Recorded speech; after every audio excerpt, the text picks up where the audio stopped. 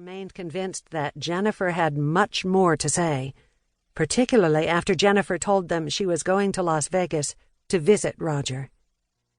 What Ferguson and Novak had not discovered from Jennifer was the fact that she did indeed know the contents of the envelope from Roger to Bob, and that even as the detectives were interviewing her, Jennifer was in the midst of a new attempt by Roger to contact Bob. All of this was to come out later, much later, as the case against Bob neared trial. As Ferguson and McClellan described the story later, Jennifer's efforts to establish communication between her new husband and Bob began early in July, when she visited Roger in the Clark County jail. Holding a piece of paper with a written message to the glass between them in the visiting area, Roger had Jennifer copy the words he wanted to deliver to Bob. Jennifer later typed the words in a letter, which she then placed inside the envelope she intended to give Bob in the Holiday Inn on July 11th. Ferguson later paraphrased the contents of this note. Basically, it was, "Please give bearer $85,000 fast. Says he can't get to his money. Had a heart attack. Says he's just out of surgery. Says he was arrested. Might get out with right attorney. Charges are bogus. Have been questioned. Gave no answers. Says will not implicate others. Told there's no chance to deal. Do not talk to police anymore. They are devious and trouble, but in the end have zero. And says, please give bearer of this note $100,000 per year for 8 years, starting in January 1998. This was language that, in Ferguson's view, was highly suggestive of a conspiracy between Roger and his brother. Have been questioned, gave no answers, will not implicate others. Or, alternatively, was this a threat by Roger to falsely implicate Bob in Doris's murder? A threat that, if Bob didn't pay up, Roger would implicate others.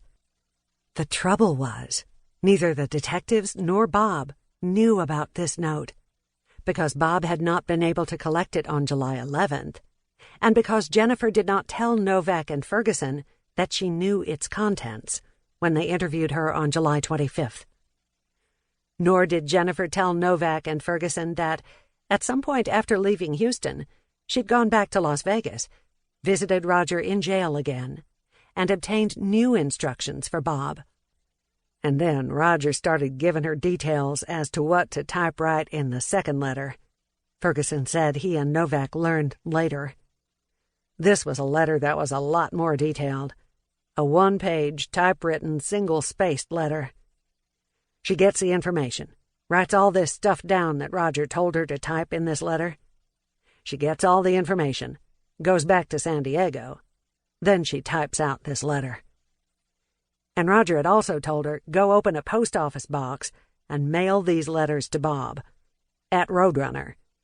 She opens up a post office box in Monarch Beach, California. She then mails those 2 letters, the little short one I just told you about, and the long one, by overnight mail. Anyway, they're delivered to Roadrunner. Roadrunner gets them, Tex gets them, opens them up, sees what they are, and apparently contacts Bob, and Bob's already in Hawaii. The long letter, according to Ferguson and McClellan, was the most explicit yet between Roger and Bob. In this letter, Roger told Bob that because of the new circumstances, presumably that he'd now been jailed, and that Bob hadn't responded to Jennifer's plea to meet him at the Holiday Inn, he and Bob were going to have to change their arrangements, that payments were going to have to be made a different way. At one point in the long letter, Roger told Bob that he was still committed to their supposed bargain, and as McClellan recalled it, up to and including suicide.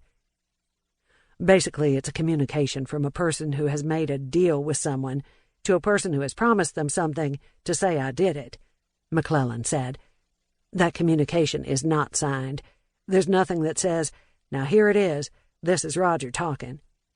At this point, Tex told Bob what had just been delivered at the courier service. Bob asked Tex to fax them to him.